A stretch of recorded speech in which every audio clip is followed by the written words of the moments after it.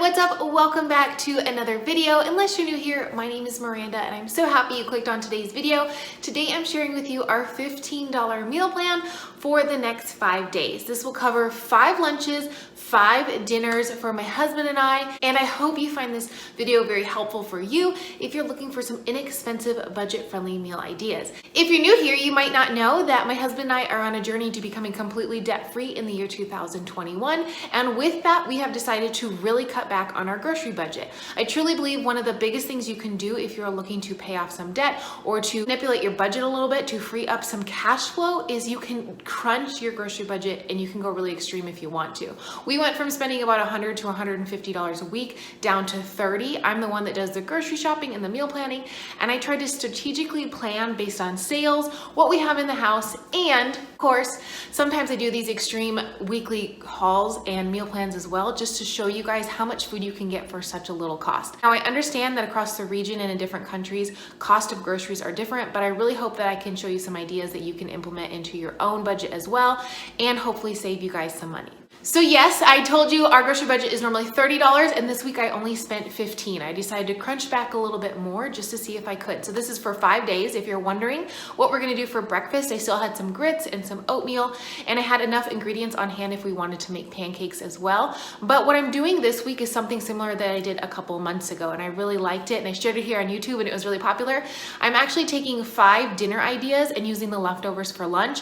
But with this video, I'm actually showing you a couple different lunch options with all the food that I had as well. If you want to, you can add a couple more dollars to this meal plan and get some more vegetables or some fruit. I get asked all the time if we get enough fruit and veggies. Yes, we don't do this all the time. Typically, we do this about once every other week or once every third week, where we spend about $15 or $20 versus $30. When I spend the whole $30, we get more fruit and more veggies, but this is just to kind of really crunch down and see what we can do for such a little cost. Also, I wanted to add really quickly, the only seasonings that you are going to see here today are garlic salt and sea salt. I try really hard to not over season everything when it comes to these videos, because a lot of you have given me really good feedback saying that when too many seasonings are involved, it increases your budget.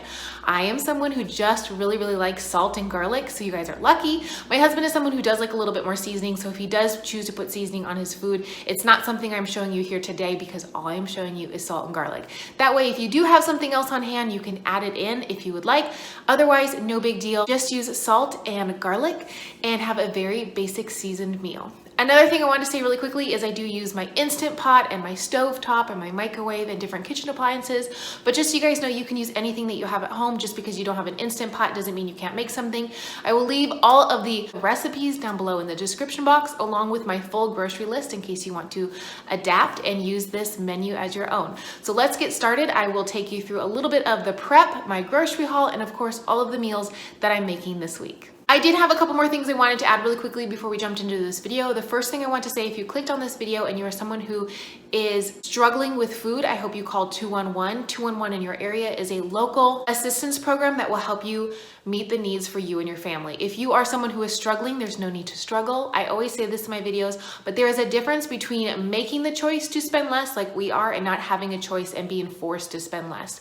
I hope that this gives you some nutritious ideas nonetheless, but if you and your family are struggling and need food, please call 211. The other thing I wanted to say is I do get comments on this all the time, but if you are someone who is looking to really stretch your groceries and cut back on your grocery budget, one of the things is that you have to learn to cook and make things from scratch. So it does take a little bit more time. I understand. I am someone who works a lot. I typically work between 60 and 80 hours a week. So I completely understand when it comes to taking time for things.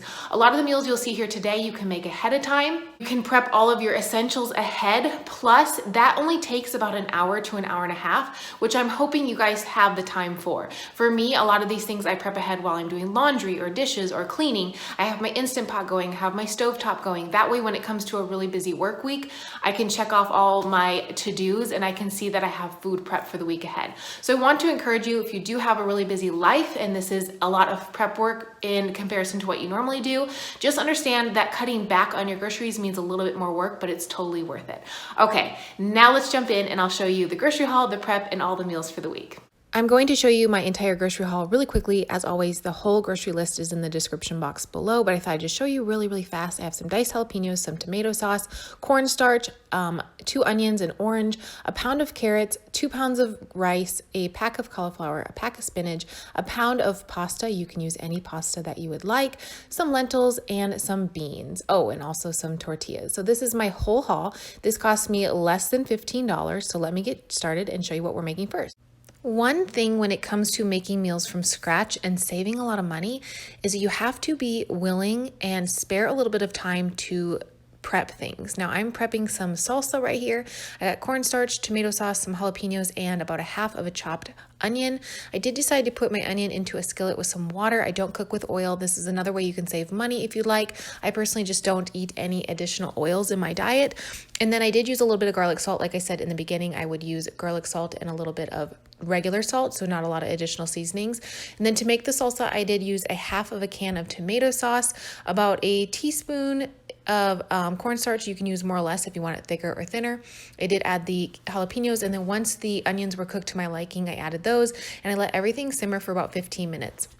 Now, if you had more seasonings on hand and you want to make this spicy or whatever, you could, but this was just a basic salsa that I thought would add a lot of flavor to a lot of the meals this week. Like I said, if you want to save a lot of money when it comes to your groceries, spare a little bit of time in your week. This literally takes me about an hour to an hour and a half to kind of prep things for the week ahead, and it's really worth it.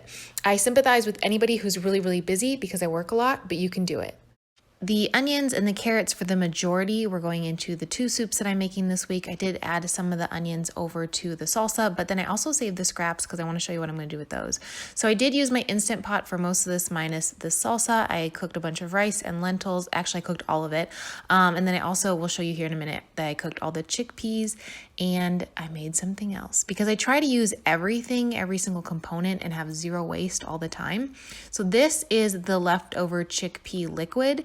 And to this, I'm adding the veggie scraps, and I'm going to make some veggie broth. Don't worry, I'll leave the recipe below, but this was a really good way to use up the chickpea liquid because I'm going to use it in the soup anyway. So now I'm just going to really dense it up and make some broth. So here is the broth with the chickpea and the celery and the carrot, and then a bunch of the chickpeas. I already had eaten some of them, so there wasn't as many as there was when they came out of the pot. I made this soup ahead of time this week because I knew it would be really easy for me to make ahead and then just basically warm up whenever we wanted to eat it this week. So this was a very large soup. It made a ton of servings. We were able to have it for dinner and then multiple lunches. Plus I added it as like a side to some lunches, which I thought was perfect. So if you want to, you can saute your carrots and onions separately before adding them to your soup. I hardly ever do that just because of a time restraint, and honestly, I don't mind the way it tastes either way. But I went ahead and added the rest of my tomato sauce with another full can of water, the full can of the tomato sauce water. Once that was all cooked to my liking, I added 1/2 of my bag of pasta and some more water, because if you add pasta to the soup, it will absorb some of the liquid, and you want to make sure you have enough liquid when you have a very bulky soup. And some people have said this in the comments before, that I really like to push the limit of my pots. This pot is going to get very full. Just so you guys know, I did go ahead and pre-cook my lentils as I showed you, and then this is the frozen spinach that I just let kind of thaw out on the counter for a couple of hours before adding it to my soup. It was still a little bit frozen, but once everything was added in, I just let it sit and simmer for about an hour, and then it was complete, and then I let it cool and I stored it in my fridge. So this is the soup when it's all done. It's very hearty, it's very beautiful, and it made so much soup. It's a huge pot. For 2 people, it'll last multiple meals. We actually had leftovers after the 5 days lunches and dinners, so we ate them up as well. Here was a really easy dinner idea that we also used for lunch that we could prep the day of, and that way everything was ready to go. I used some of these tortillas. They did come as 12 in a pack, so this did make 6 meals. And then this is why I got the rice and the lentils and the sauce, so I could just make some really nice burritos. Since we had so much of the lentil soup left over, I was able to take advantage of that and have it as a side for both of these lunches and dinners, which was really nice. I really preferred that. And then another meal that came from just leftovers leftovers was to have about 2 or 3 cups of rice with some of the salsa and just some lentils. Now, this would have been better per se if I had another veggie. I could have spent a couple more dollars and got some more veggies, but I'm just showing you some very basic ideas.